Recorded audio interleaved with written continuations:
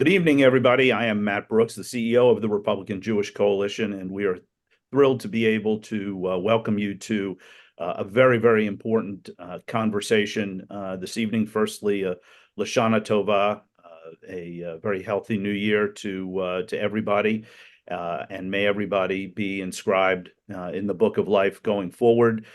We have hundreds and hundreds of our members joining us on this webinar this evening as we gather in these very solemn times, difficult times, meaningful times where we are looking inwardly and also very worried about what's happening externally as well. So we very much appreciate the speaker taking time out of his very busy schedule. I'm coming to you from Las Vegas, Nevada, where after this webinar, we're going to do an event with the Jewish community out here, and the speaker will be able to share his thoughts and his reflections, not just with us on this webinar, but also with the crowd and the group that we have assembled out here in Nevada. So with that, again, thank you all for joining us. It's my honor to turn the program over to our national chairman, Senator Norm Coleman. Matt, thank you very, very much. And again, I shared the wishings of a Shana Tova, and at the end of this week, may everyone have an easy fast, and may God inscribe your name in the book of life. This is a solemn occasion. It's a solemn anniversary.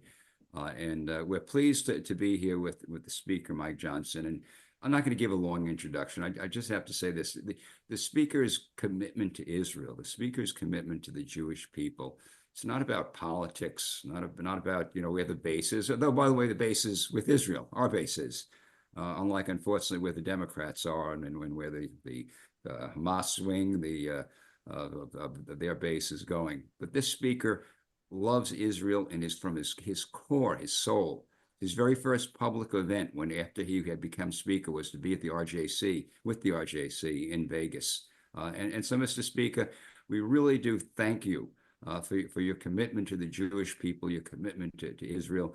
And we see it in the work that you do and the work that your team. I want to say thank you for being here.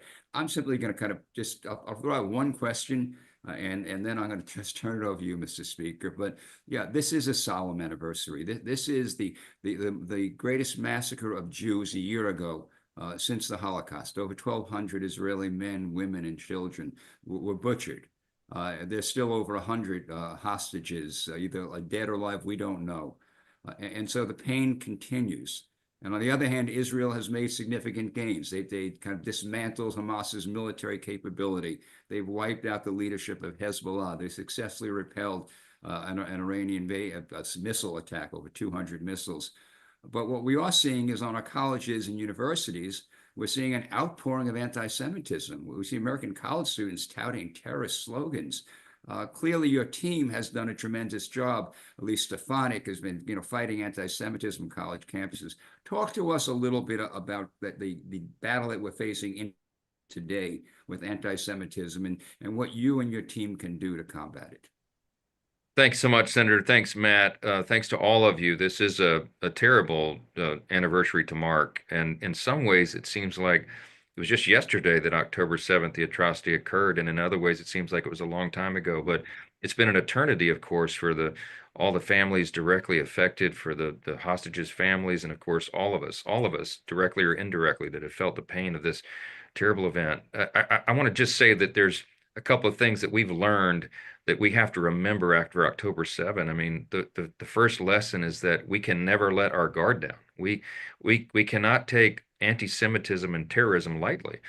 We know that there are barbarians who will do terrible things, and they have to be met with an appropriate level of force, because we have to defend what is good and right. I mean, as Prime Minister Netanyahu said immediately after the atrocity of October 7th, he said, this is a battle between light versus darkness, good versus evil, civilization versus barbarism. I'll never forget that, because he was exactly right. The other thing we've learned is that we know that our enemies will exploit weakness by America. And this is the problem. You cannot appease terrorist regimes. You cannot play this halfway, as some of the leaders have been doing here over the last year. You have to call a spade a spade. You have to speak with moral clarity, conviction, and consistency about this, because we have to stamp this out. And that's a really important lesson to remember. And also that we are on the right side here. and that the greatest adversaries of America, Russia and China, are in coordination with this. They're supporting Iran. They're supporting Hezbollah. They were supporting Hamas, the terrorist regimes and their proxies. And if we don't win, then the enemies of freedom prevail. This is not just about Israel. It's about America as well. It's about freedom around the world. And what happens in this conflict will dictate that. The anti-Semitism problem is a big thing. And Norm, as you said, we have been working very hard in Congress to stamp it out. I went, as you know, to Columbia University in the middle of the protests and all of that. We called on President Shafiq to step down at that university because she was sort of the symbol of how this had gotten so out of control. We met with Jewish students there right off campus at Columbia, and they were fearful to even go on campus. They were told not to come to class for fear of their physical safety. It's incredible that that was allowed to go on. We called on her to resign. She finally did. It took too long, but that kind of thing took hold and it spread like a brush fire around the country to other universities. Congress has an all hands on approach to this. The House Republicans went immediately into action. As you know, I deputized all the committee chairs across the House Republicans and House Conference and had them to look at a number of things to address this problem. Number one, the funding streams to the universities. These universities, the Ivy Leagues and others, they get hundreds of billions of dollars of taxpayer funds to support their campuses and their programs, and they don't deserve that if they can't uphold the basic constitutional rights and the safety of their Jewish students. We're looking at a number of things. They're tax-free, tax-exempt endowments. I mean, some of these universities have more than $1 billion in an endowment. They don't deserve that favorable tax treatment if they cannot uphold the basic rights of their students. And then the student visa program. I mean, if you're an aspiring young terrorist from some Middle Eastern country, you don't get to come to an American campus on our program and terrorize your Jewish classmates. We're not going to allow that. So there's a number of ideas that have percolated up through these investigations, through the efforts. We have an anti-Semitism task force that's defending Israel and Jewish people. Lots of good work being done, and I'm very bullish about November. I believe we're going to keep the Republican majority in the House. We're going to take back the Senate, have a Republican majority there, and I believe Donald J. Trump is going back to the White House. And we'll be able to turn this around and get a hold of it, and we desperately need to because these are desperate times. So in your remarks, you mentioned Iran, and clearly they're the head of the snake and the proxies of Hezbollah, Hamas, the Houthis. We have an administration's predecessor gave us an Iran deal, which put Iran on a path to nuclear weapon. This administration has cut back on sanctions, has really kind of let Iran run free, and we see the results. We see the consequences. So with Donald J. Trump in the White House, with you again as Speaker, Republican majority in the United States Senate, talk to us about what we can do, what can be done to deal with the head of the state, to deal with Iran that's not being done today. Well, they need to be met with an appropriate level of force. We need to project strength on the world stage again.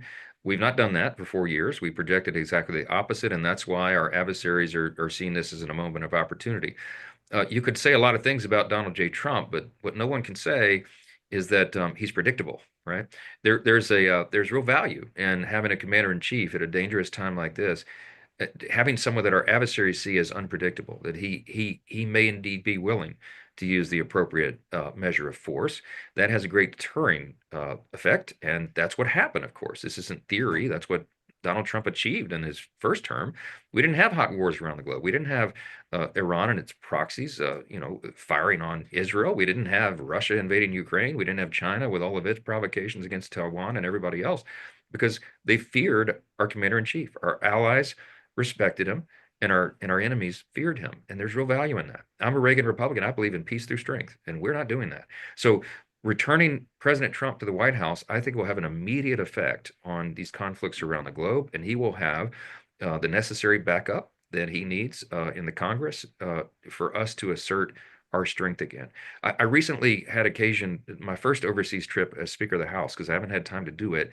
I had to go to the G7 speakers meeting in Italy. This is about 4 weeks ago.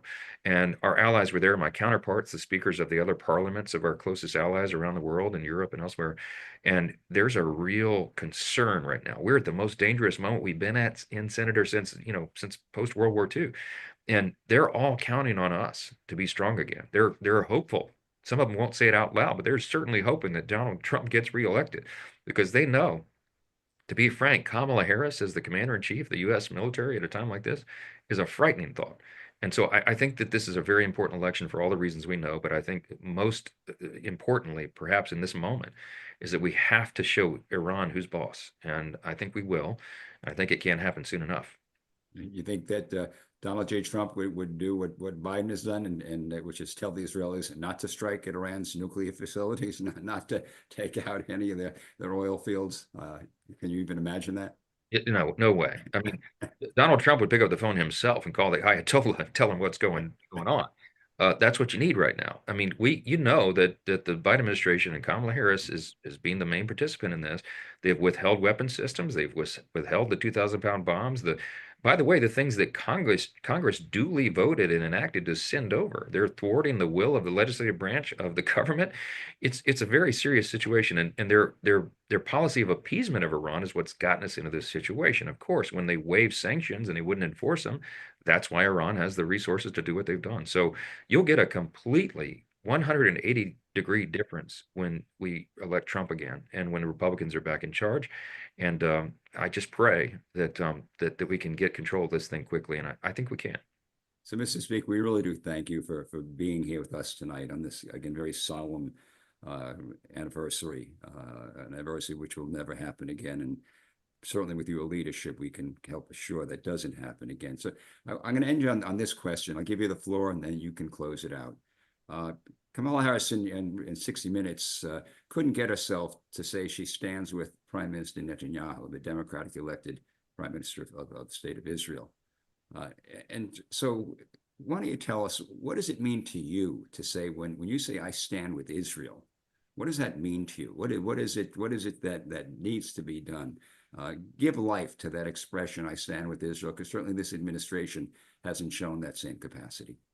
For sure. And she began, let's never forget and let anyone else forget, the very first decision Kamala Harris made after she was coronated as the new nominee, without any small d Democratic process at all, of course, is she decided to boycott Bibi's speech to Congress. I invited him to come give the joint address, and it took a long time, by the way, for Chuck Schumer to co-sign the letter to do a joint address, but he finally did. We forced him. Many of you helped me get that message across to him, and I thank you for it. But when Netanyahu came to address the joint session of Congress, Kamala Harris was supposed to be sitting next to me up there behind him, and she wasn't. And they had to go pretty far down the depth chart on the Senate Democratic caucus to find someone to sit there. Ben Cardin drew the short straw in their view. It's really shocking. She had a schedule conflict. She had to speak to a sorority that night. I think that said everything we needed to hear, and the fact that she couldn't just a day or so ago say that Prime Minister Netanyahu is a close ally is shameful, and it's dangerous. What does it mean to me, Senator, to stand with Israel? To me, not only does it matter for us to stand with Israel, our close ally and dearest friend, in a time like this, for the purposes of geopolitical stability, for the purpose of our own national security. Bibi said so well in his address to Congress, we are standing between Iran and the United States. We are there in between to hold them back. Not only is it important for defense of democracy around the world and the principles we believe in, to me, it's a matter of faith. And I believe our Judeo-Christian heritage is the foundation of our country. I believe that is the secret to our genius as a nation. I believe that is our deep religious and moral heritage that made us the extraordinary nation that we are, the greatest nation in the history of the world, Israel notwithstanding, the most successful, most free, most powerful, most benevolent nation that's ever been. And all of that is inextricably intertwined, I believe, in our support of Israel and the God of Israel. And so I read in our book, the Old Testament, in the Torah, I will bless the nation that blesses Israel, and I will curse the nation that curses Israel. I read that literally, and I believe this is something that we must do. And I'm grateful that America has always stood with Israel, and so long as I'm holding the Speaker's gavel, the House of Representatives will. So I'm going to commit that to you all. Mr. Speaker, we thank you for all that you've done to support Israel, all that you've done and will continue to do to support Israel and the Jewish people. We really do from our heart. We great love, Mr. Speaker, great love. Maddie, you want to close it out? Yes. Again, Mr. Speaker, thank you. We'll be together inside in the hall in a few minutes. But as Senator Coleman said, we are absolutely grateful for all that you have done. And I think I speak for everybody on this call that we will redouble our efforts in the next 29 days, not only to make sure that President Trump is back in the White House, but that you have an even wider majority so that you can get some really substantive things done, and that we get your colleagues in the Senate a Republican majority in the Senate as well, and hopefully get America back on track.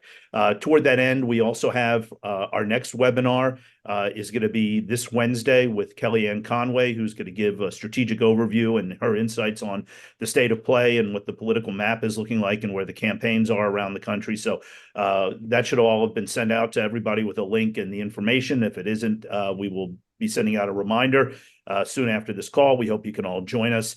And again, have an easy fast and a very healthy and happy New Year to everybody. Thank you. Thank you, Mr. Speaker. Thank you so much.